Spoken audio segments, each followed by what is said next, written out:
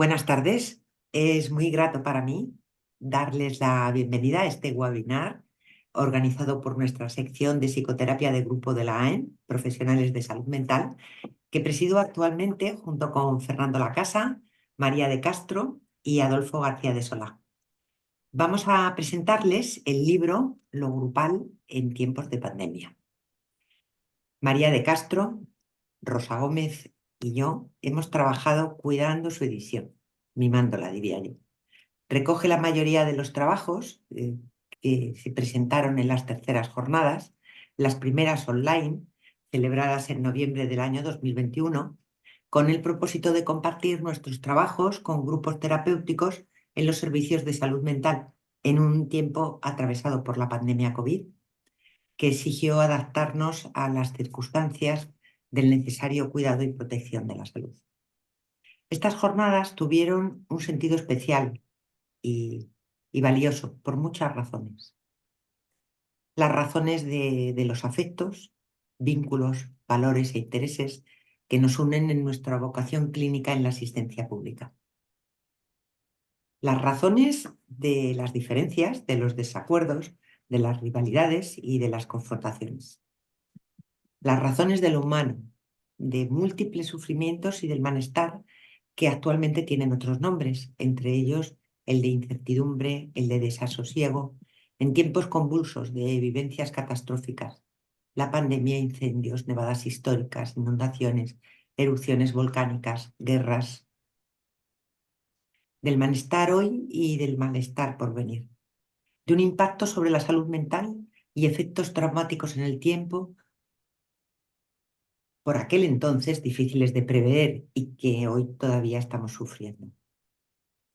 Me gustaría leeros un poema del que fue hasta hace poco tiempo vicepresidente de nuestra sección, Florencio Moneo, que aparte de psiquiatra, pues es escritor. Del coronavirus he leído en el periódico del daño emocional que visibiliza tu encuentro y perseverancia del mal. Atacar al vínculo humano haces, a mí me parece fatal que humanos se identifiquen con tu invisibilidad mortal. Lloro, crispo, para luego, un alma triste, me amenaces y persevero, para no rendirte ante tal. En un breve recorrido por nuestras 3 publicaciones, la primera, la psicoterapia de grupo en los servicios de salud mental, la segunda sobre la clínica grupal en los servicios de salud mental, y ahora en este tercer libro, lo grupal en tiempos de pandemia, tenemos un eje central respecto a cómo entendemos la asistencia pública en salud mental. Actualmente, en un momento en que se entrecruzan con más evidencia, si caben, la gravedad de las crisis sociales y económicas en las que estamos inmersos, con una demanda asistencial desbordante y con profesionales insuficientes para la atención. Todavía hoy las administraciones, instituciones, equipos y profesionales están afrontando las dificultades previas y el impacto de la pandemia en la salud mental de la población y en los profesionales.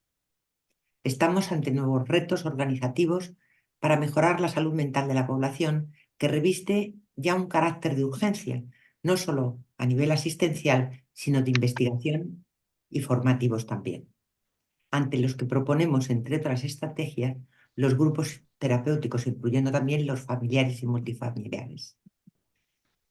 Representan una estrategia psicoterapéutica capaz de resolver con eficacia la alta demanda asistencial que ya venía colapsando los servicios públicos antes de la pandemia y como un instrumento prioritario de observación de diferentes procesos subjetivos, relacionales y de vinculación.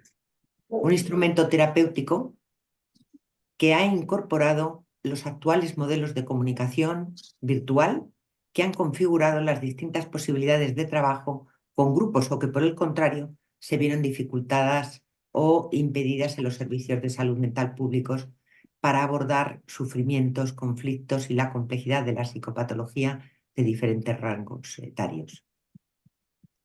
Quiero expresar mi agradecimiento a los autores que presentaron sus trabajos grupales y que, como ya os he comentado, la mayoría están editados en este libro, Lo grupal en tiempos de pandemia, en 6 temáticas centrales que nos presentarán ahora los relatores.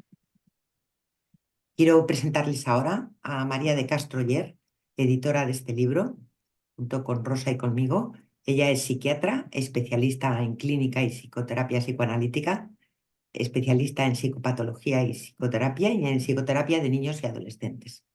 También forma parte de la junta directiva de nuestra sección y ahora ella va a coordinar y moderar este webinar preguntándonos a los relatores que nos permitirán, presentándonos a los relatores, perdón, que nos van a permitir interesarnos por los contenidos de este libro y después tendremos un tiempo de diálogo. Gracias, María, te cedo la palabra. Gracias, Ángela. Y como primer relator tenemos a Enrique G. Gómez, que él es psicólogo clínico, ha trabajado en la unidad de psicoterapia psicoanalítica para niños y adolescentes de la Fundación Sant Pere Claver en Barcelona. Es especialista en psicoterapia, psicoterapeuta de grupos, psicoanalista, miembro de IPA. Y muchas gracias, Enrique. Muy bien. Muchas gracias, María, y también Ángela, por todo el trabajo hecho, ¿no? Que, digamos, siempre es poco el agradecimiento para todo el esfuerzo que hay. Bueno, hoy puede resultar muy lejano, pero la pandemia del COVID-19 representó al principio una amenaza a la vida individual que se materializaba en la cantidad de personas enfermas, muchas de las cuales murieron, y en el colapso de los servicios asistenciales. Luego, al instaurarse el estado de alarma, el confinamiento no solo amenazó, sino que terminó afectando al espíritu gregario constitutivo de nuestra condición humana y a la vez algo tan valorado y reconocido en nuestra sección. La crisis asistencial en todos los servicios sanitarios exigió improvisaciones y reorganizaciones, y atravesados por todo ello, en la reunión nacional de la sección de junio del 2020, compartimos las inquietudes y las respuestas que profesionales, pacientes e instituciones públicas estaban dando a la nueva situación. Un gran emergente de ello fue la propuesta de promover un diálogo abierto a los comentarios y reflexiones de los socios sobre la asistencia y sobre las intervenciones psicoterapéuticas. Tuvimos presente lo que nos suele suceder en muchos de nuestros encuentros. Es algo muy observable, que ante temas controvertidos, con mucho esfuerzo nombramos un tema, hacemos la entrada en calor, nos sensibilizamos, hacemos la introducción y ¡cling!, el tiempo se nos ha acabado. Es una experiencia muy frustrante. ¿A qué nos recuerda? La dejo ahí abierta la pregunta. Entonces, para evitarlo y evitar ser promotores de nuestra propia neurosis, propusimos un procedimiento para aplicar el cual contamos con la colaboración de María de Castro y Fernando Lacasa, quienes primero respondieron a un cuestionario dando cuenta de su propia experiencia. Luego, en segundo lugar, a cada uno de ellos le ofrecimos la respuesta que había dado el otro y le pedimos que diera su opinión al respecto. Y en tercer lugar, les pedimos que dieran una réplica a la opinión recibida del otro. En realidad, este es un método que no es nuestro, sino que fue desarrollado en amplios debates por la revista de Occidente. Paralelamente, comenzamos a valorar la posibilidad de organizar unas jornadas en noviembre de 2021, en las que, como escribe Ángela de la Hoz en el prólogo, asumimos el proyecto contemplando y anticipándonos a la necesidad de adaptarnos al necesario cuidado y protección de la salud, en un tiempo en el que sentimos muy especialmente el anhelo de disfrutar de un valioso encuentro. Daré solo algunas pinceladas sobre los 3 artículos interesantísimos que me toca comentar, centrados en las intervenciones psicoterapéuticas en grupo online durante la pandemia. Fernando Lacasa, con este sugerente título, Grupos online versus grupos presenciales, el mismo perro con distintos collares, presenta el trabajo desarrollado en el Centro de Salud Mental Infanto-Juvenil de Cornellà, en Barcelona, y María de Castro presenta el artículo titulado Grupos telemáticos, algunas reflexiones en pandemia. sobre el trabajo desarrollado en el programa infanto-juvenil del Centro de Salud Mental de Coslada en Madrid. Ahora bien, es importante recordar que esto que ambos presentan de esta manera es fruto del trabajo compartido dentro de la sección. Esta es una buena manera de agradecerles nuevamente, ya que ambos entraron dentro del proceso que les propusimos para tratar de transformar en pensables y profundizar en cuestiones controvertidas inherentes a la práctica asistencial durante la pandemia. La forma entusiasta en que se comprometieron dio lugar a una generosa respuesta que nos facilitó una participación muy activa cuando lo presentaron en el espacio clínico de la sección, con un riquísimo diálogo entre ellos y que posteriormente pudimos disfrutar ya muy elaborado en la jornada y ahora en esta publicación. Podemos decir que se pudo cumplir con el propósito que tuvimos, ya que cuando todos recibimos sus respuestas al cuestionario, nos hicieron entrar a nosotros en el debate y ya fuimos al encuentro para continuarlo y profundizarlo. Ellos abordan cuestiones como las intervenciones online durante y después de la pandemia, aportaciones de las intervenciones grupales online, dificultades con las que se encontraron, implicaciones teóricas, prácticas y encuadre, aprendizajes logrados y conclusiones, entre las que resaltaría la que expresa María. Mantener los grupos de forma telemática ha sido muy positivo durante el confinamiento y en momentos de aislamiento, cuando la socialización ha quedado en segundo plano en niños y adolescentes, algunos tenían un régimen de escolarización presencial parcial que se vio privado de momentos de recreo o de socialización entre iguales. Por otro lado, María del Mar Soler presenta grupos online con personas con sufrimiento psíquico severo, un trabajo desarrollado en el Hospital Universitario José Germán de Leganés, Madrid. Nos recuerda que en los días iniciales lo prioritario fueron los saludos, comprobar que estaban bien, hablar de la pandemia y cómo la llevaba cada cual. Pronto introdujimos una actividad grupal concreta para mantener en lo posible las rutinas y actividades propias del hospital de día. Los más fáciles de implementar por este medio fueron actividades de lectura, escritura o dibujo, ya que podían hacer la tarea en casa y se comentaba en grupo. Enfermería y terapia ocupacional pudieron hacer grupos de educación para la salud, psicomotricidad o habilidades sociales. Una vez establecido un clima similar al habitual de la comunidad terapéutica, se pudo aumentar la intensidad psicoterapéutica con actividades proyectivas e incluso psicodramáticas adaptadas, grupos grandes, asamblearios y grupos pequeños de psicoterapia. También pudimos realizar los grupos multifamiliares con éxito. Y concluye que la actividad telemática se ha demostrado, por tanto, como un medio útil para reproducir climas terapéuticos y de trabajo, con sus particularidades, pero se han conseguido momentos de gran cualidad e intensidad terapéutica.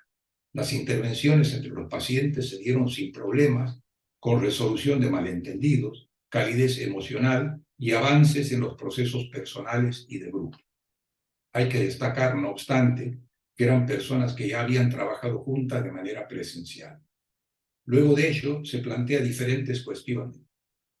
El futuro de los grupos online, ventajas y desventajas del grupo multifamiliar online, y finaliza con la opinión de los pacientes que consideran que siempre es mejor lo presencial, a veces sienten que solo eso es lo que vale, y que algunos han tenido que solicitar citas presenciales durante el confinamiento estricto.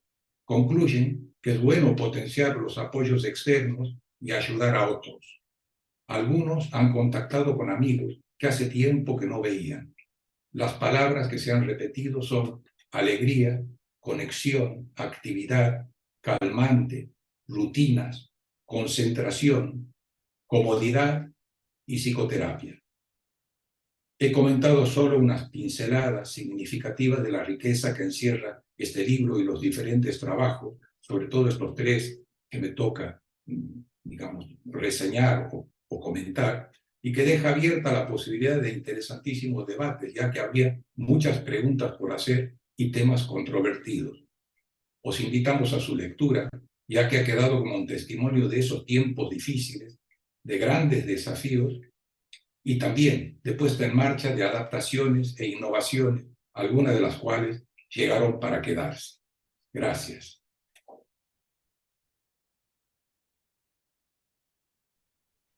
Gracias a ti, Enrique. A continuación os presento a Alberto Albéniz, que es psiquiatra, psicoterapeuta, miembro del Instituto de Grupo Análisis de Londres y voluntario en la Cruz Roja Española en Madrid. Gracias, Alberto.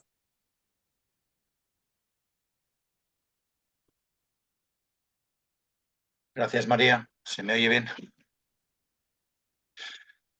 Bueno, tengo que relatar 3 artículos. El primero de la doctora Aurora Dol Gallardo, psiquiatra y psicoterapeuta en Madrid, en la comunidad terapéutica para trastornos de la personalidad y con formación clínica en psicoterapia, en psicosomática, en terapia grupal. Ella nos presentó en las jornadas el artículo titulado Las crisis como una oportunidad para lo comunitario. Y un poquito nos define cómo las crisis emergen en los sistemas sanitarios, como en cualquier otro sistema, como un desequilibrio entre la demanda y el coste. En el caso de la pandemia, la demanda del COVID era evidente, no solo ya de las enfermedades agudas, sino de el COVID persistente. También marca un poquito el rol de la ciencia. La ciencia tiene muchos roles, pero ella pone atención al rol simbólico y a la función reflexiva que tiene la ciencia. Quiere también entender la demanda de la que hablaba en este desequilibrio como dinámica, que incluye factores del mundo interior psicológico, que de por sí crea defensas, como aferrarse al sufrimiento, como la negación, como la supresión, como reforzar el individualismo o el aislamiento, la pérdida. Por ejemplo, con el aislamiento y la pérdida, marca cita a un paciente entrando en una institución psiquiátrica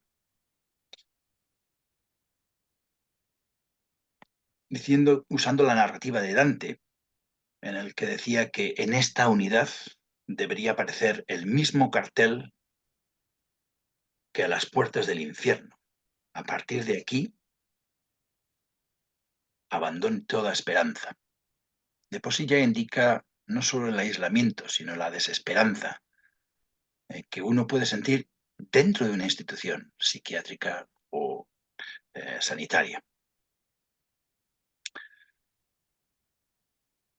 Estábamos hablando de la demanda como un fenómeno dinámico. Claro, no puede faltar, que es el tema de todas las jornadas, la función social, la función comunitaria.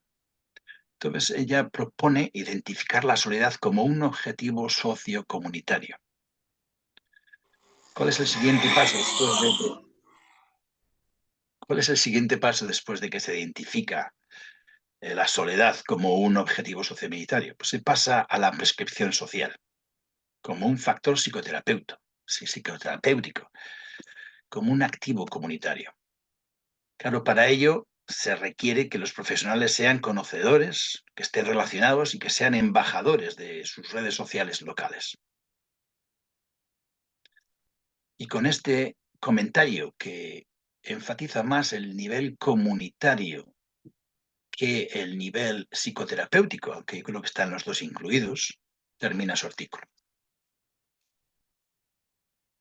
El siguiente artículo es de Laura Mantrana Ridruejo, psicóloga clínica de Sevilla, Lola Lorenzo López, también psicóloga clínica y profesora y supervisora en Sevilla, y Oleya Santamaría Gómez, psiquiatra del Hospital Universitario del Balme, como las anteriores, en Sevilla.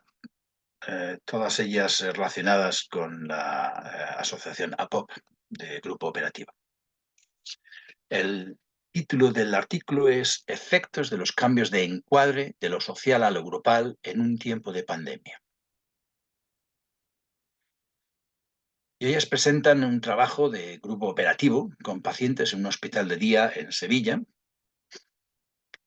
y narran los problemas que tienen para iniciar este grupo y cómo enfocar un encuadre válido para seguir su labor terapéutica. Eligen pacientes con problemas para iniciar o retomar proyectos, ya sea laboral, sentimental o formativo, y con un énfasis en las pérdidas, ya sean reales, fantaseadas o de lo no adquirido. La decisión del encuadre fue producto de un diálogo entre las necesidades y los estándares de los profesionales y las instituciones.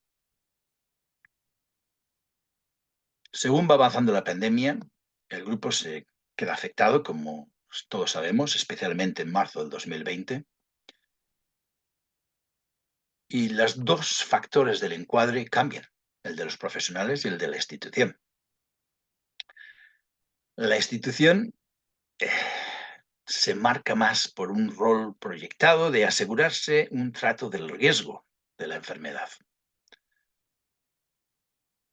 Y la capacidad de proveer espacios de reflexión, de diálogo, queda muy disminuida. Los terapeutas tienen un dilema ahí entre el interés de los pacientes, del tratamiento de los pacientes, y sus propias realidades como sujetos físicos de la contaminación por el virus o la posible contaminación, lo que se traduce en una disminución de la capacidad de contener entre la institución y los terapeutas lógica, una parálisis, un temor al cambio y una disminución de la capacidad de pensar todos juntos, que son elementos básicos de la psicoterapia. Emergen puntos en la contratransferencia que son definidos un poquito en el artículo, que incluyen la fragmentación, el fracaso a no terminar el grupo, esto dentro de los terapeutas, que refleja el fracaso de no terminar proyectos de los pacientes, el miedo a no crear más rupturas inapropiadas, que ya venían los pacientes con ello.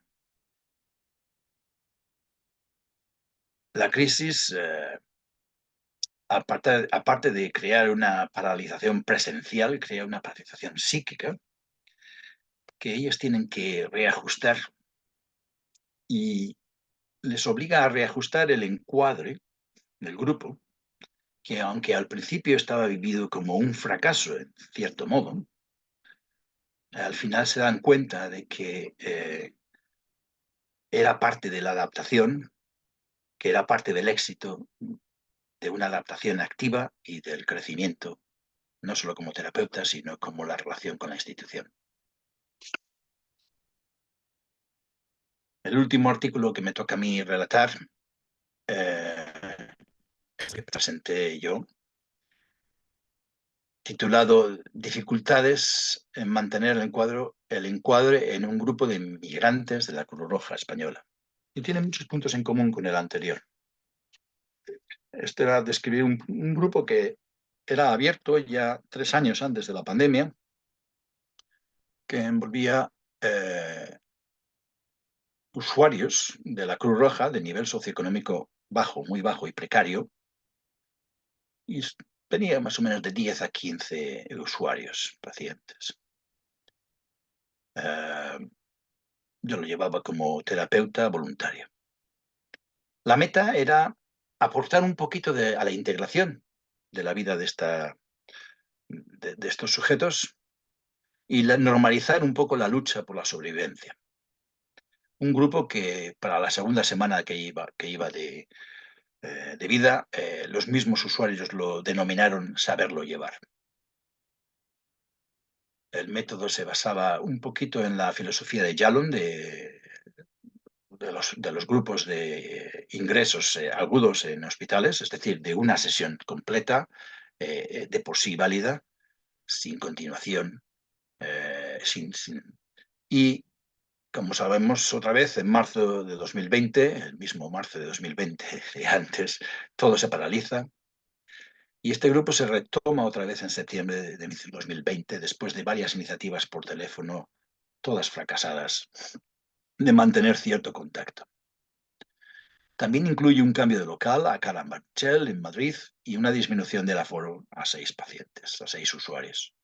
Lo que es terrible en la Cruz Roja, porque ya de por sí cuando uno invita a 20 usuarios aparecen 10, pues imaginaos de 6, incluyendo el terapeuta. Los grupos eran muy reducidos. Y el tono del grupo cambió totalmente a algo muy parecido a un campo de concentración, porque la limitación de la libertad, había familias viviendo en una sola habitación, el aumento de las restricciones intrínsecas a la pandemia, la pérdida de esperanzas, la pérdida de trabajos, la pérdida de movilidad, la pérdida de sustentos. Resemblaba mucho un campo de concentración como lo describía Viktor Frankl. Tenía muchos puntos en común.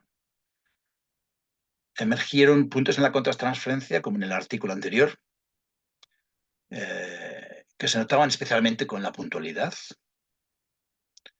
con la sensación de abandono. El mismo terapeuta se sentía abandonado, infrautilizado, con una energía potencial desechada, que claramente venía de una población que estaba totalmente abandonada, infrautilizada y a la intemperie de mafias locales de sus propios países que tomaron riendas de algunas de las organizaciones, no solo de citas, sino de alimentos, etc. El énfasis del terapeuta era intentar evitar la patologización. Claramente los pacientes tenían una disminución del psiquismo, se volvía muy literal, muy concreto, disminuía la motivación, o lo que parecía que era una motivación. Como he dicho, sufrían fuerzas negativas de mafias de sus propios países. Y esto contrasta con la experiencia de saberlo llevar. Y en el mismo grupo probó que el saberlo llevar era posible, ya solo como esperanza.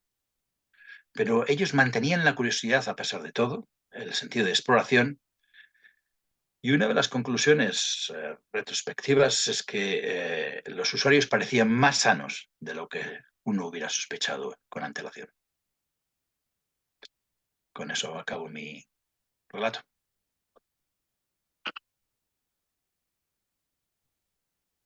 Gracias, Alberto. A continuación os presento a Fernando Lacasa Saludas, que él es psicólogo clínico, doctor en psicología por la Universidad Autónoma de Barcelona, psicoterapeuta acreditado por FEAP, profesor asociado de psicología en la Universidad de Barcelona, socio fundador del International Attachment Network Iberoamericano y miembro de ACPP IAN.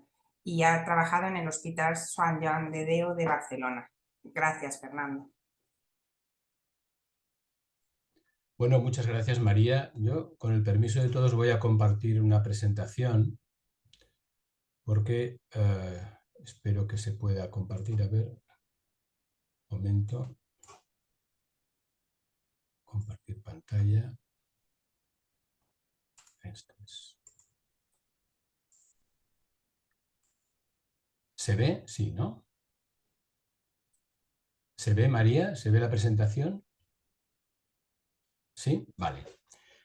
Bueno, son 9 comunicaciones y por tanto voy a ayudarme del PowerPoint porque, bueno, también para poderlas recorrer y poder dar algunos datos que podáis leer en pantalla nos ayude a todos, a mí sobre todo, pero quizá a vosotros también a poder seguir estas presentaciones. Son comunicaciones de experiencias de trabajo grupal durante la pandemia, ¿no? Entonces, bueno, son 9 comunicaciones que voy a comentar, digamos, una a una, pero quería presentaros un poco el tipo de experiencias que hay, ¿no? Hay 3 experiencias de grupos presenciales durante la pandemia, con las atenciones, digamos, y con los cuidados sanitarios que que hubo en aquel momento, otras tres experiencias de terapia de grupo online y 2 experiencias de interrupción, en la pandemia. Una de ellas se pudo retornar y la otra no se pudo retornar, ¿no? Nos explican un poco las vicisitudes y un poco lo que ocurrió en ese grupo que no pudo retornarse. Bueno, esto es una primera aproximación.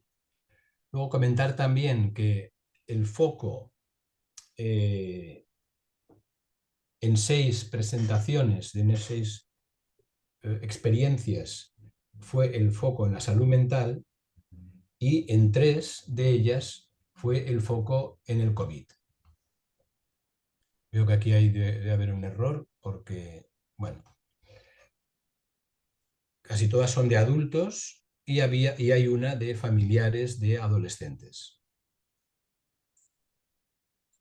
Y, bueno, en este tipo de presentaciones hay una valoración, la propia estructura que se pedía ya incluye una evaluación. Y aproximadamente la mitad han hecho una evaluación cualitativa, sobre todo de los elementos que los propios terapeutas destacan en esos procesos grupales, y en algunas, en la mitad de ellas, pues han aportado, digamos, una evaluación cuantitativa en base sobre todo en base a cuestionarios.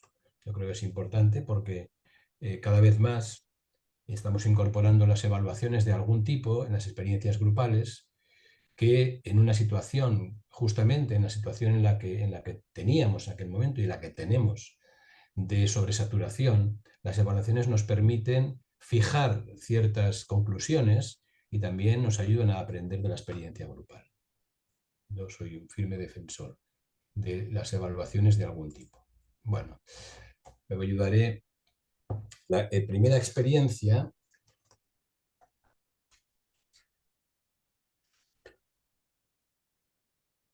de un grupo psicoterapéutico para pacientes con COVID persistente del Hospital Universitario Príncipe de Asturias.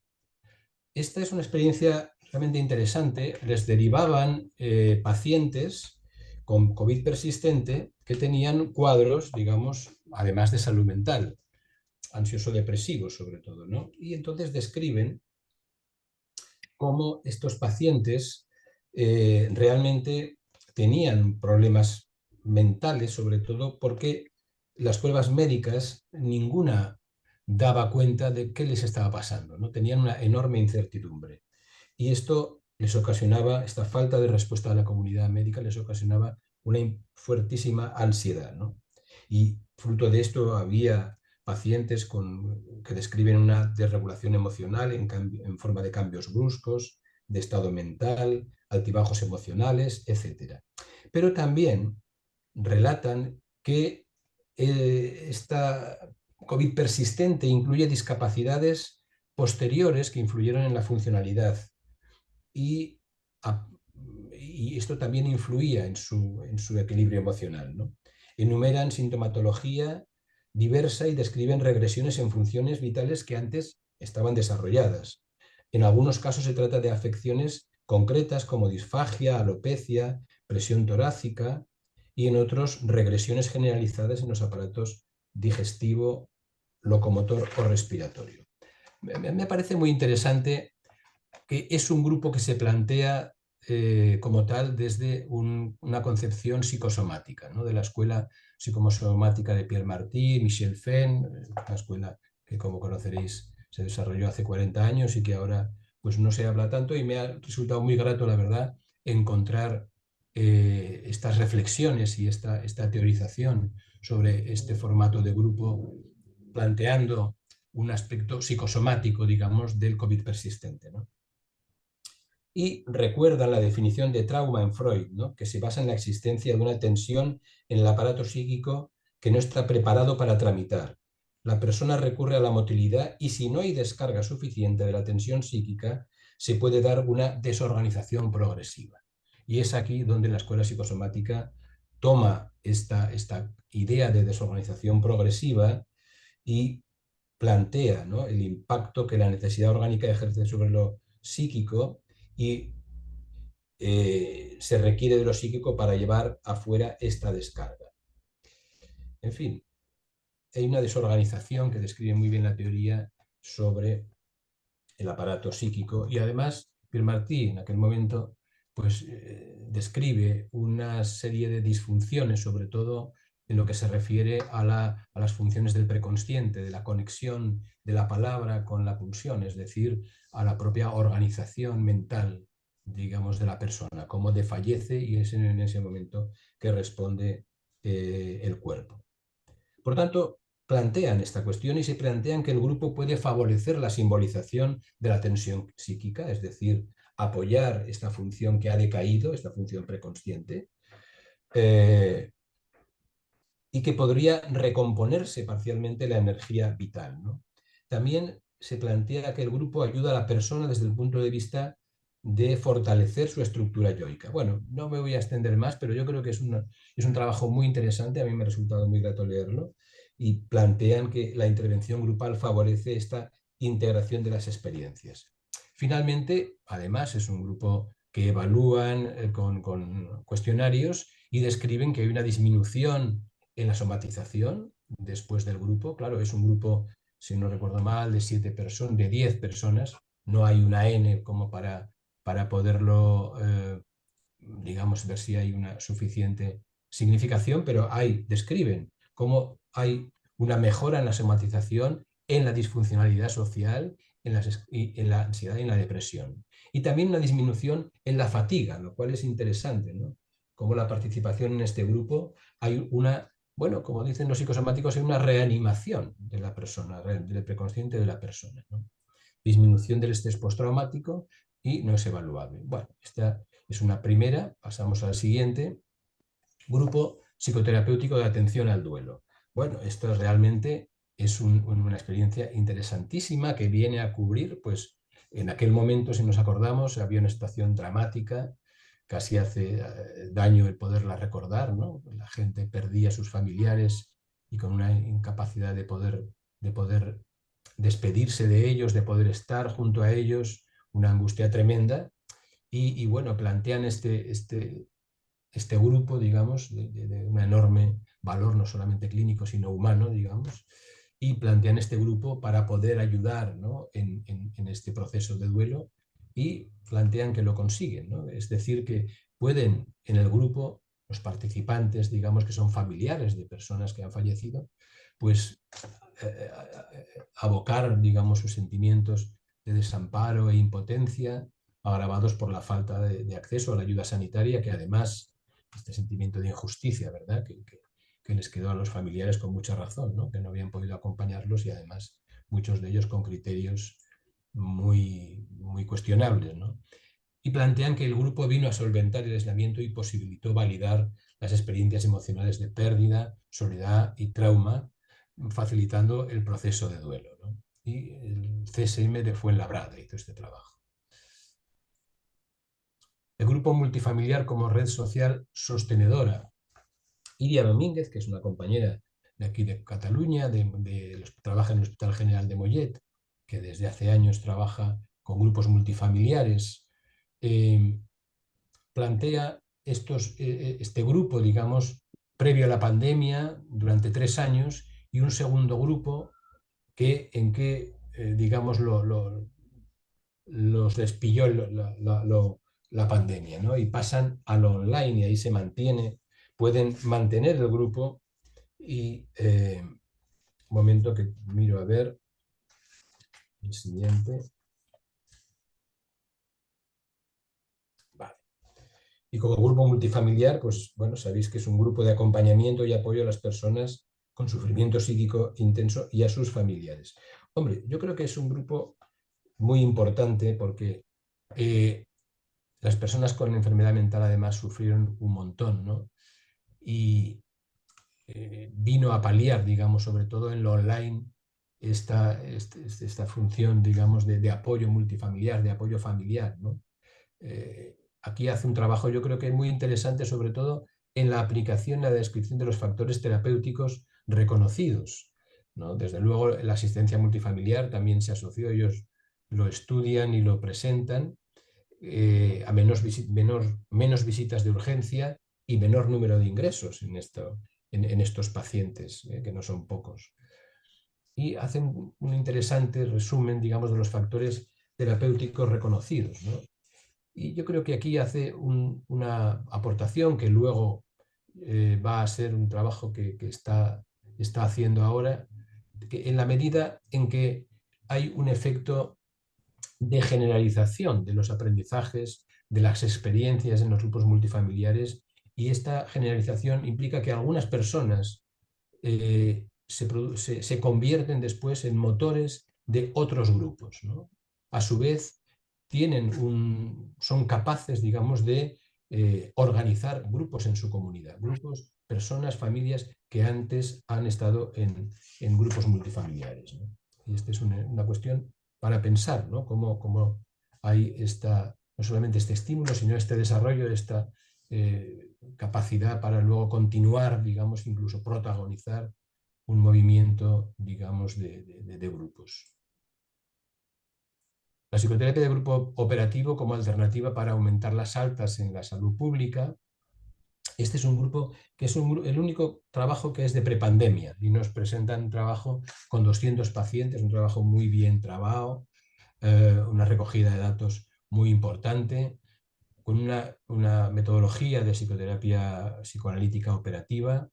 Describen un setting muy estructurado, un corredor terapéutico de 12 sesiones en las que el paciente pues, podía repetir, digamos, este ciclo o no, ¿no? Y luego ellos presentan estos estudios, sobre todo estudios de altas y de satisfacción, ¿no? Plantean que los pacientes realizaron una media de 2 tandas de 12 sesiones, entre 1 y 6, pero que la moda, digamos, lo más frecuente eran unas 12 sesiones, lo cual es interesante. Bueno, sabemos que está descrito que las sesiones que más ayudan son las 12 primeras, digamos, ¿no? No quiere decir que las otras no, pero la gente percibe, aunque el cambio, sobre todo en las 12 primeras, ¿no? Bueno, repito, esto no significa que los procesos más largos no sean efectivos, ni mucho menos, únicamente que la percepción de ese cambio no es tan intensa en grupos que duran más tiempo.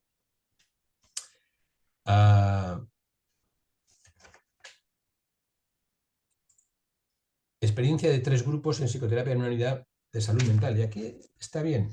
La unidad de salud mental de Paterna presentan 3 grupos, uno con trastorno mental común, 12 personas con problemas de ansiedad, problemas neuróticos, digamos, trastorno mental grave, y un grupo con dolor crónico. Y también es un grupo que pasa al online, es decir, que ellos tienen la voluntad primero, porque no era fácil hacerlo, las posibilidades también. Sabemos que en aquel momento pues algunas instituciones no lo facilitaban, sinceramente, pero tuvieron, bueno, esa posibilidad y sobre todo esa voluntad de poderlo pasar, de poder pasar estos grupos al formato online, ¿no?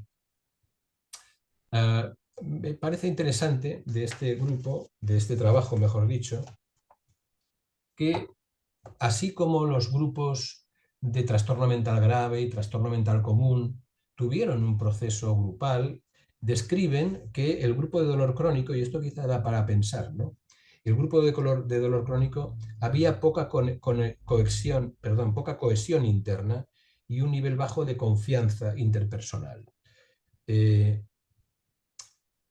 Y atribuyen, digamos, a esta escasa cohesión que luego, después de lo online, después de la pandemia, tanto el grupo de trastorno mental común como el de trastorno mental grave se reincorporaron a las sesiones presenciales. El grupo de dolor crónico eligió que no, eligió que ellos preferían lo online. Es un tema para reflexionar. Ellos lo atribuyen a esta cuestión, que llegaron a desarrollar menos cohesión interna, pero bueno, habría que pensar si también quizá la propia sintomatología, digamos, se acompaña de una caracterología, digamos, de un perfil psicológico en que, bueno, tienen más dificultades, digamos, de establecer relaciones personales.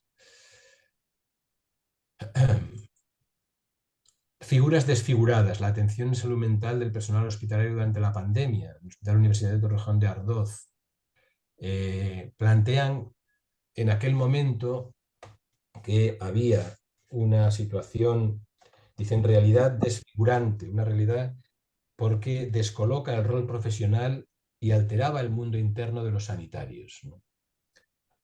Dicho de otro modo, los sanitarios debían afrontar una tarea de modificar su esquema referencial de trabajo. Es decir, no solamente describen una situación en la que ya era muy duro, sino que además trabajaban en condiciones de urgencia, es decir, constituían equipos que cada día eran diferentes. Equipos en que había roles definidos y ellos no sabían al día siguiente quién iba a venir. Podía venir una enfermera u otra, un especialista u otro, ¿no? Y con todo y con eso tratan de hacer grupos de apoyo, grupos para dar, digamos, un apoyo en esta situación que, bueno, que ellos mismos definen como medicina de guerra, ¿no? Porque había escasez de recursos que administrar y el criterio de asignación dependía de la mayor probabilidad de supervivencia del paciente. El personal interviniente son considerados como víctimas de tercer grado, es decir, una situación muy difícil, muy complicada. Bueno, plantean un grupo con esta cuestión yo he puesto, no lo dicen así, pero dice de mantener una buena distancia emocional con los pacientes. No sabemos que esta es una habilidad o una capacidad que se desarrolla en personas, ya la tienen, otros tardamos en desarrollarla y que es difícil estar ahí en esa buena distancia emocional, sobre todo con pacientes en que están jugándose o están muchos de ellos entre la vida y la muerte y además con unas condiciones difíciles, ¿no? Bueno, realmente lo que plantean es un trabajo muy difícil. Ellos lo plantearon así. Se dan cuenta de que la mayor parte de la gente pueden ir a una sola sesión, de que no había proceso terapéutico, no había equipos, eran sesiones, digamos, de descarga, de hecho, de alguna manera, las angustias se disparaban y bueno, el trabajo yo creo que aporta a esta cuestión de decir, este funcionamiento no sirve, no ayuda. Hay una cuestión estructural que tiene que ver con que no eran equipos propiamente dichos, sino que eran una aglomeración de profesionales. Si hubiera habido equipos, el grupo hubiera podido ayudar de mejor manera, hubiera podido, digamos, que también apoyarse y reanimar y facilitar los propios vínculos entre las personas, pero al estar constituidos de esta manera un poco por precipitación, para cumplir un poco el protocolo, pues no pudo ser, ¿no? Entonces es interesante porque hacen algunas propuestas organizativas, pues que para una situación, esperemos que no venga, pero para la situación de urgencias son importantes y que, bueno, en todos los hospitales hay equipos de urgencias. Grupo de soporte de madres a padres, cambio de la modalidad online durante la pandemia. Bueno, estos son los equipos ECID de Badalona, son equipos que están trabajando con adolescentes que están, muchos de ellos, aislados en domicilio. Pacientes, adolescentes graves, pero que están desaferenciados, no solamente del sistema de salud, sino del sistema, digamos, que educativo, están metidos en casa y con problemáticas importantes. Por lo tanto, la pandemia todavía era un aislamiento al cuadrado, ¿verdad? Había dificultad sobre la propia dificultad intrínseca de estos pacientes y de estas familias. Y ellos plantean un grupo de apoyo o un grupo, bueno, de apoyo, un grupo de familiares, ¿no? De familiares de estos adolescentes. Y este es un grupo que pasó a online y se mantuvo online, ¿no? Es un equipo que hace tratamiento en domicilio, ¿no? O sea, es un grupo que se desplaza al domicilio, hace tratamiento en el propio domicilio, tratamientos intensivos y bueno, esto se vio impedido por la pandemia y lo sustituyen por este enfoque, ¿no? Adoptan la definición de escenario tecnológico.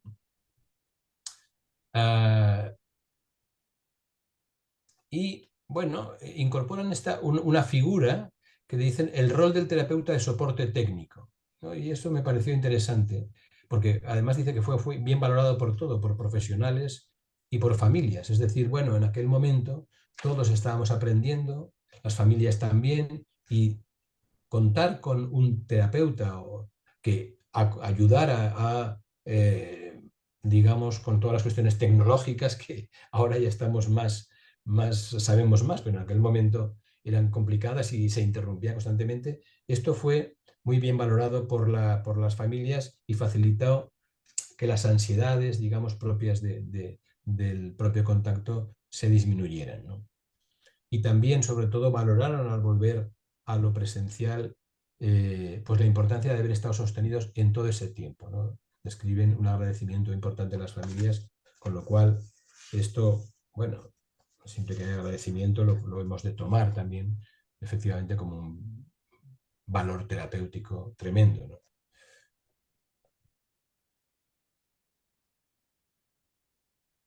El retorno a psicoterapia grupal en una unidad de salud mental de adultos tras la suspensión del COVID. No sé cómo voy de tiempo. Mal. Vale, bueno, pues ya trato de ahorrarnos. Son 15 grupos. Se interrumpió durante la pandemia, pero volvieron a la cuestión presencial. También psicoterapia psicoanalítica operativa, y hay una evaluación de satisfacción en estos grupos y también una percepción de ayuda tras la última sesión. Bueno, las encuestas de satisfacción bueno, dan muy buen feedback, digamos, ¿no? Pues casi el 80%, la propia experiencia grupal es positiva. Y ya termino. ¿Qué pasa cuando un grupo no se acaba? Y aquí es una experiencia también muy interesante. Cada trabajo aporta cosas importantes e interesantes. Y bueno, aporta esta experiencia en que la interrupción del grupo no se debió a la pandemia, sino a que un terapeuta se marchó. Se marchó un terapeuta y por tanto hubo que interrumpir el grupo durante un tiempo. El equipo de la Unidad de Salud Mental Comunitaria de Santa Fe en Granada pues proveyó de terapia individual a los pacientes. Sin embargo, bueno, esto fue difícil, digamos. A pesar de esta situación, el grupo había hecho un grupo de WhatsApp contraviniendo la normativa del propio grupo, y en este grupo de WhatsApp, en un grupo que sustituía de facto al grupo que no se hacía sin terapeutas, pues continuó durante ese tiempo. En ese grupo de WhatsApp se marchó una mujer y esto ocasionó pues, una serie de problemas, y sobre todo lo que plantean es que todos estos sentimientos de tristeza, de rabia y de frustración, y un sentimiento de haber sido expulsados del grupo, ¿no? Un duelo no resuelto, efectivamente, el de la marcha del terapeuta, que la vivieron muy mal. Pese a que se proveyó de esta oportunidad de un espacio individual, lo que plantean los autores es que la dificultad más importante se produjo por este grupo paralelo de WhatsApp, donde ahí pues se descargaban, digamos, pues todas las ansiedades y sobre todo pues en forma de ataque-fuga, bueno, no lo dicen así, pero bueno, en forma de ataque-fuga sobre el propio equipo, digamos, ¿no? Y bueno, y esto impidió que luego, cuando hubo un terapeuta, a los 3-4 meses, tampoco pasó tanto tiempo, las personas que habían hecho el grupo se negaron a volver al grupo. Y eso es todo. Muchas gracias por vuestra atención. Muchas gracias a ti, Fernando. Y a continuación os presento a Pilar Roy, que ella es psicóloga clínica en el Centro de Salud Mental de Ciudad Lineal, psicoterapeuta grupal, y participa muy activamente en esta sección de psicoterapia de grupo. Gracias, Pilar.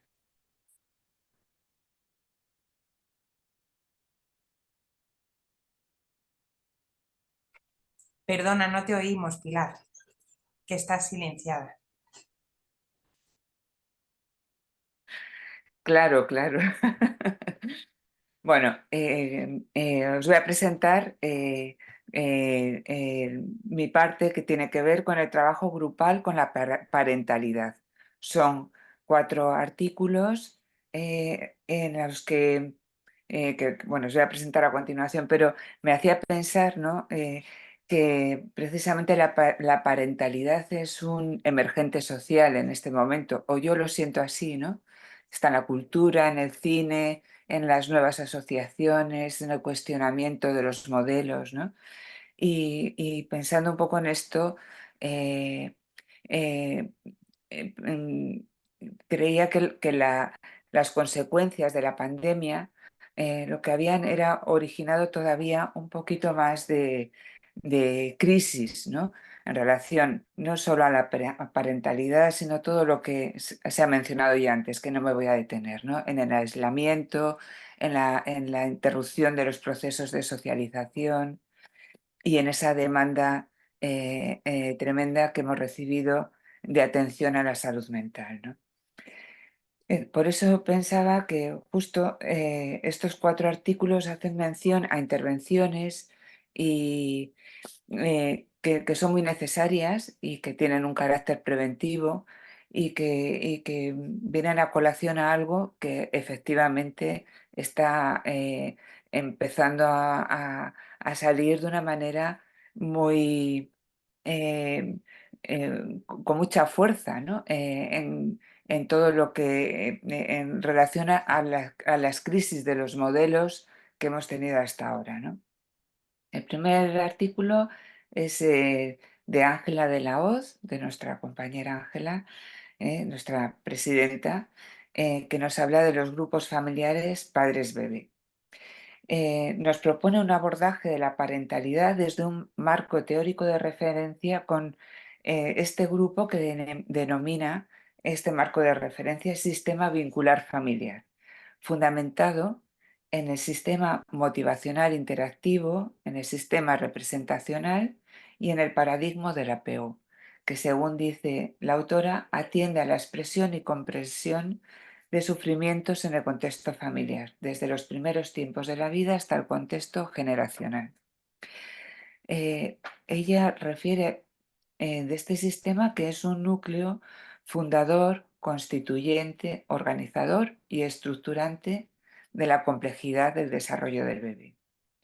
Se trata de un modelo integrador que genera además intervenciones teórico-técnicas como la disponibilidad de un instrumento clínico en el desarrollo de entrevistas, consultas e intervenciones terapéuticas en situación de pequeño grupo y la investigación vincular que permite la comprensión de lo intersubjetivo y vincular en el desarrollo de las parentalidades. Hace mención a un montón de autores de referencia que no me voy a detener aquí, pero verdaderamente es muy interesante porque es muy exhaustivo los conceptos y los autores que ella nos presenta donde se construye todo este marco teórico, ¿no? Sobre todo para explicarnos el paso de la intersubjetividad a la subjetivación del bebé como fruto de un proceso de interiorización psíquica progresiva de las representaciones intersubjetivas. Los objetivos de estas intervenciones o van a ser el desarrollar y potenciar capacidades parentales de observación y comprensión de la interacción, proporcionar experiencias de seguridad y sentimientos de confianza, validar y fortalecer sentimientos de identidad parental y promover y sostener procesos de reflexión, expresión emocional y capacidad de mentalización parental. Refiere Ángela en este trabajo, hace mención a muchas cosas, también al posicionamiento del terapeuta, ¿no? A la necesaria formación del terapeuta y a la adaptación de todo lo que sabemos sobre psicoterapia grupal en grupo pequeño a lo que entendemos, al encuadre, a los planteamientos teórico-técnicos a este contexto, ¿no? Directamente ella piensa que va dirigido a una clínica grupal familiar, a situaciones o conflictos no superados, a sufrimientos familiares, a situaciones traumáticas, a duelos perinatales no resueltos, abortos, partos traumáticos, a la muerte de la madre o del niño, y además de modos de identificación primarias: el enlace emocional primario, los fenómenos de sugestión, imitación, incorporación masiva, que además tienden a expresarse en generaciones subsiguientes, ¿no? La importancia de este trabajo está en la importancia de tratar al bebé y al niño en su contexto familiar. Tener este marco teórico de referencia tan articulado favorece nuevas conceptualizaciones, la evaluación de procesos y resultados, intervenciones psicoterapéuticas más integradoras y un enriquecimiento del trabajo con padres bebés, incluyendo la posibilidad de incluir hermanos, una familia extensa, en cuadros flexibles, mentalizar juntos, aborda representaciones patológicas que dificultan aspectos relativos a la parentalidad. Me parece que es muy importante el planteamiento en cuanto a que permite también la evaluación de los procesos y de las intervenciones, ¿no? Como un avance. El siguiente artículo que os voy a relatar se llama Grupos paralelos de niños y padres, clínica de la parentalidad, y es de Enrique Ger Gómez. Nos propone una metodología de trabajo con grupos de padres y niños paralelos, realizados simultáneamente en el mismo dispositivo con terapeutas diferentes, lógico. Los objetivos son aliviar el sufrimiento de los niños, de sus familiares, y en concreto habilitar condiciones para encuentros cariñosos con ellos, facilitar el diagnóstico y la exploración del niño, de sus padres y de la interrelación familiar. En la experiencia desarrollada durante más de 20 años en la Red Asistencial de Barcelona, en la Unidad de Psicoterapia Psicoanalítica para Niños y Adolescentes de Sant Pere Claver, Fundación Sanitaria, eh, esta experiencia quizá podamos encontrarla más detallada en un libro que tiene el autor, donde explaya toda esta pequeña muestra que nos deja en el artículo, ¿no? Constituye una herramienta diagnóstica y altamente terapéutica, que también destaca por su carácter preventivo. Él en este artículo nos expone una sesión de tratamiento para poder observar las dinámicas grupales, así como ver la técnica terapéutica. Enfatiza 3 elementos en el trabajo grupal como niveles de expresión del inconsciente: lo inherente a los sujetos que lo componen, a las interrelaciones que se establecen entre ellos y al resultado del dinamismo grupal. Los grupos incluyen a niños de 0 a 18 años, aunque en el caso que nos trae en este artículo es de un grupo de 5 niños y 3 niñas de 9 y 10 años, con 1 hora de sesión de grupo y luego media hora de sesión de posgrupo. Destaca la rigurosidad de este trabajo, que presenta sus modelos teóricos y sus resultados a través de diferentes métodos de evaluación que dan cuenta también de los cambios de la intervención. Considera el autor que esto facilita la identificación de procesos terapéuticos en el abordaje de la clínica de la parentalidad con criterios de eficacia y eficiencia y métodos de evaluación de procesos y resultados. Estas cosas que nos pide tanto la institución y que nos cuesta tanto pensar, ¿no? El siguiente artículo se llama Co-construcción del aparato psíquico familiar a través del análisis de un síntoma, y es de Juan González Rojas.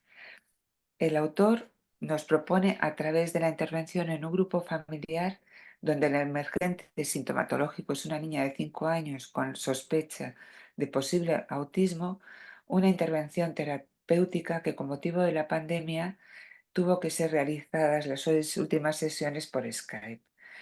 Se explora la vincularidad a través de la concepción del aparato psíquico familiar de André Ruffiot, la constitución de la pareja, el contrato narcisista y el pacto negativo en concepción de Caes y Alexnier, su estructuración edípica, revisando fantasías originarias, seducción, castración y escena primaria constitutivas. La particularidad de este modelo de familia diferente, que es una pareja homosexual con una hija por gestación subrogada, permite al autor replanteos y cuestionamientos como contexto que necesariamente ha influido en la constitución de la familia y el lugar que ha ocupado la niña. Se pregunta cómo pasar a entender el síntoma de uno como portavoz del conflicto familiar. En el relato se va configurando una narrativa integradora de los secretos de filiación. Se puede pensar el significado del síntoma en el despliegue de la información que va apareciendo a lo largo del proceso, resignificando la parentalidad a través del desvelo de la trama transgeneracional. El confinamiento pone en evidencia otros síntomas que afectan también al sistema de apego y a su vez abre una nueva vía asociativa.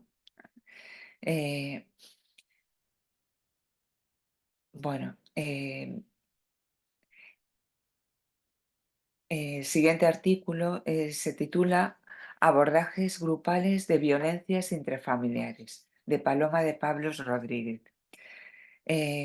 La autora nos propone el abordaje de las familias en riesgo social y con patología de salud mental, a través de la experiencia de la creación de un espacio interinstitucional para recoger a las familias que se quedaban en tierra de nadie. Se trata de familias con tendencia a ocultar sus sentimientos, con reacciones explosivas como expresión del dolor o con el absentismo a las consultas, familias que replican su demanda en los distintos contextos sociales, escolar, hospitalario, judicial, policial, tutelar, de forma reivindicativa y fragmentada. Se plantea una intervención de sostén de la relación familia-institución, teniendo presentes los fenómenos transferenciales hacia la institución y los contratransferenciales de todos los miembros implicados en el caso. Refiere el concepto de holograma grupal como condensación de imágenes relacionadas con el material vivo de los casos para dar referencia de quiénes son y cómo son y de qué pasó y cómo pasó. El trabajo grupal se trataba de crear un continente en red respetando la diferenciación de cada dispositivo, pero creando un espacio de apuntalamiento entre todos.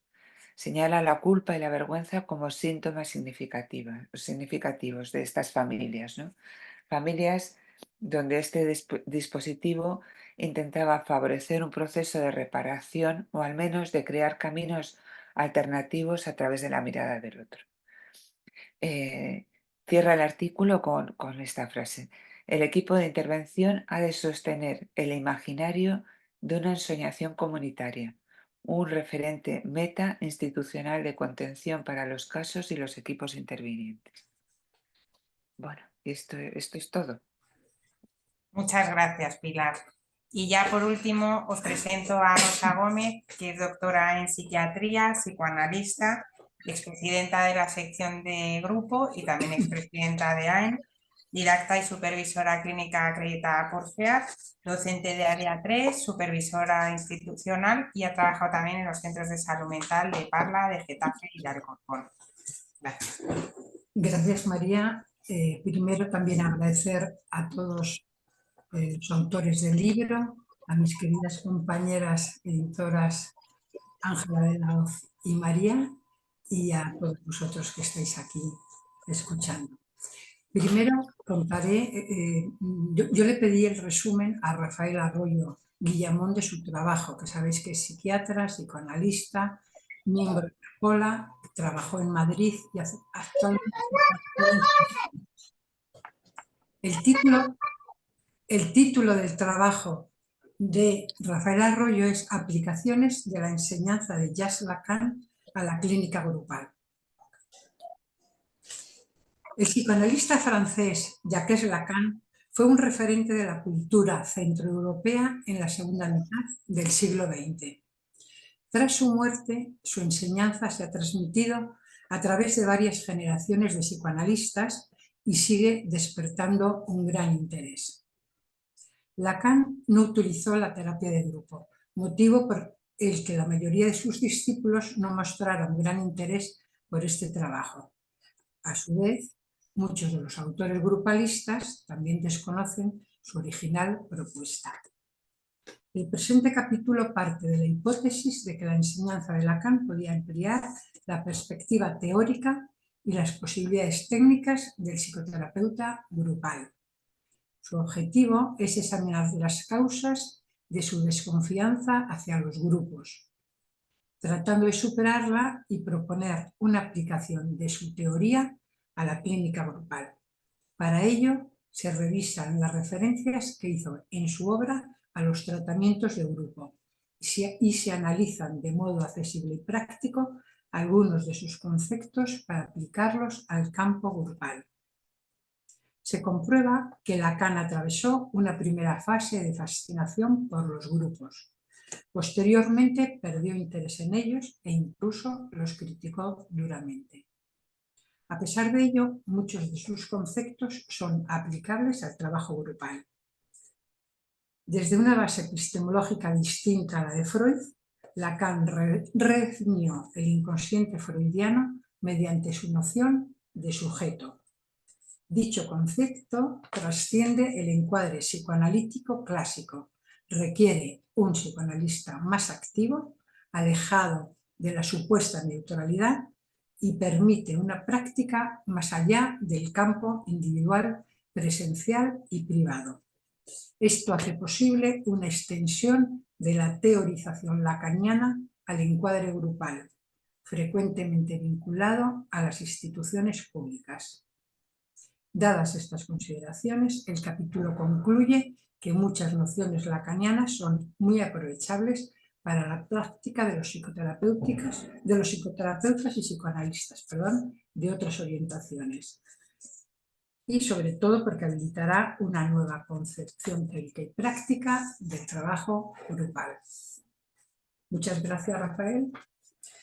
Yo voy a plantear mi trabajo sobre el tema de la contratransferencia del psicoterapeuta grupal, pero he unido un párrafo inicial y otro final para contextuar el trabajo. Bueno, antes de hablar de la clínica grupal, volvemos a insistir en una preocupación que se reitera al no ser escuchada. Los paradigmas biomédicos actuales vigentes en el campo de la salud mental cada vez más individualizan, patologizan, sobremedicalizan el sufrimiento subjetivo, generan un gran coste económico por el abuso farmacológico y colapsan los servicios de salud mental.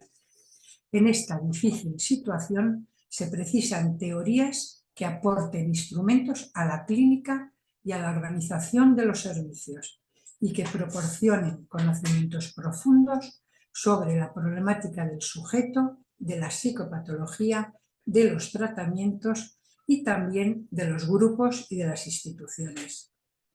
Necesitamos modelos, teorías e instrumentos terapéuticos eficaces y eficientes para llevar adelante las tareas psicoterapéuticas que ofrece la cartera de servicios en los servicios de salud mental. De otro modo, seguiremos constatando un porcentaje alto de profesionales con síntomas como las inhibiciones, las angustias y la depresión, síntomas generados por la falta de formación y las complejas vicisitudes del quehacer clínico institucional, entre ellas la relación con el paciente y la institución. Como tutora de residentes durante muchos años, coordiné grupos Balin y operativos en la docencia del Instituto Psiquiátrico José Germán en Leganés, Madrid.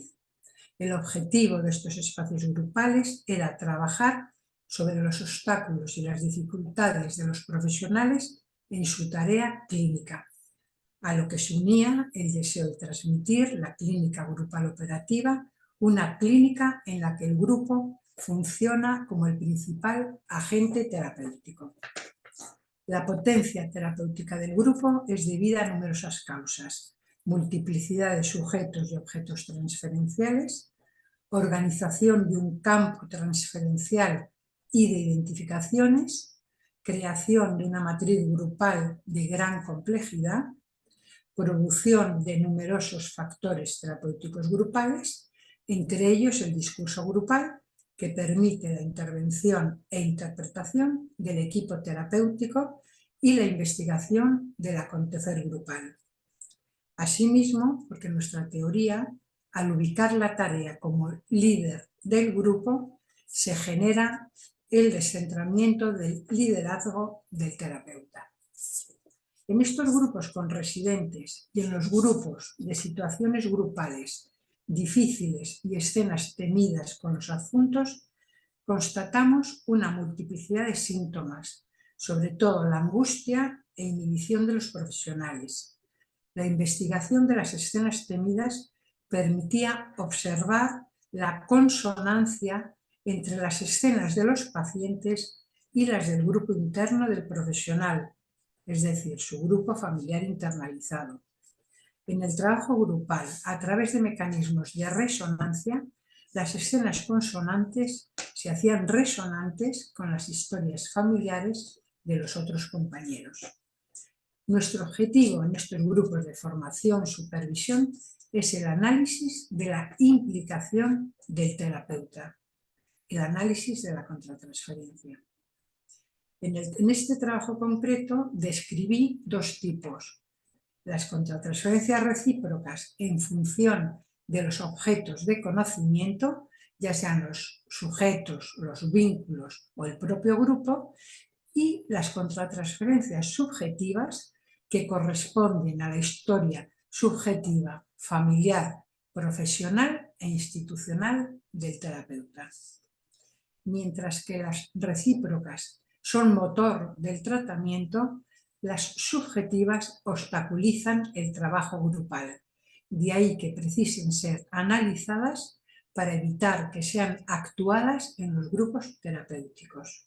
Por ejemplo, un terapeuta hablaba de su inhibición en situaciones grupales de abandono y contaba que su padre les había abandonado en la infancia. Otra mujer hablaba de sus temores en los grupos a ser cuestionada y relataba vivencias, no sobre todo una vivencia de humillación en público de su madre cuando ella era niña. En el discurso grupal, objeto privilegiado de investigación en nuestra clínica, se manifiestan los interjuegos transferenciales, contratransferenciales e identificatorios. Como sabemos, el discurso grupal es el discurso producido por el grupo y se construye en el diálogo, la reflexión grupal, el pensamiento convergente grupal y el deseo común de saber de sus integrantes. Las escenas consonantes con el paciente y las escenas resonantes con los compañeros, compañeras, se mostrarán en este discurso grupal.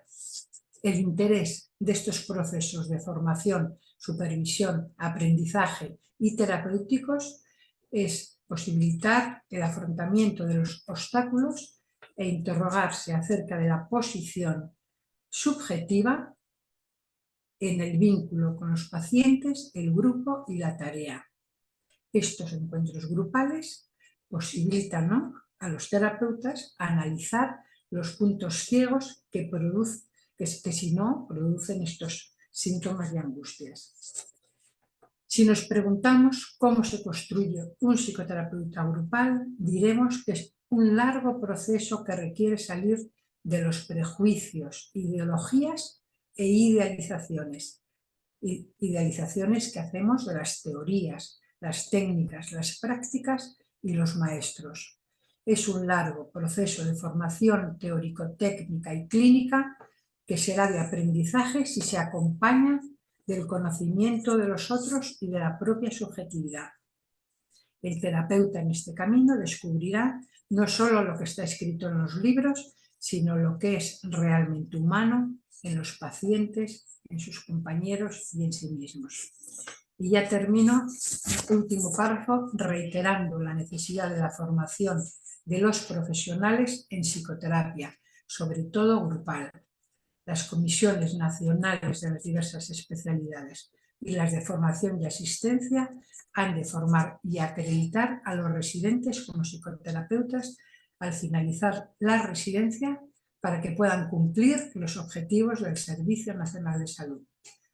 La cartera de servicios ofrece tratamientos de psicoterapia individual, pareja, grupos, familias y multifamiliares para la que estos profesionales no están formados. Y estas exigencias sociales, junto a la falta de formación y a los disfuncionamientos institucionales, podrán afectar de manera grave la salud de los profesionales.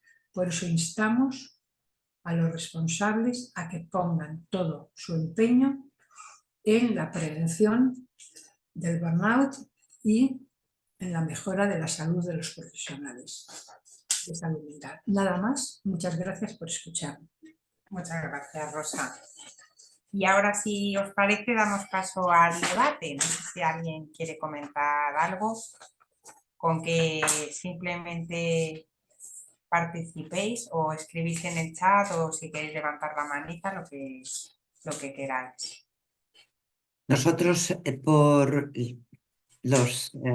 las leyes y las normas de protección de datos, pues terminamos aquí esta grabación y agradeceros muchísimo vuestra asistencia, vuestra participación y comenzamos el debate deteniendo ahora la grabación. Muchísimas gracias.